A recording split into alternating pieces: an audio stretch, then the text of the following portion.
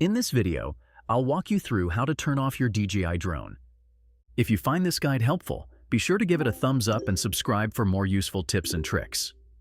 Turning off your DJI drone is necessary to conserve battery life when not in use and to prevent accidental operations that could lead to damage or safety risks. To turn off your DJI drone, first ensure that it is powered on. You will begin by pressing the power button once to activate it. Once the drone is on, proceed by pressing and holding the power button for approximately 1 second. Keep your finger on the button until you notice the drone powering down. This will safely shut off the drone, ensuring it is no longer in operation. It's important to wait for the system to fully power down before handling the drone further. Always make sure that the drone is powered off when not in use to preserve battery life and ensure safety.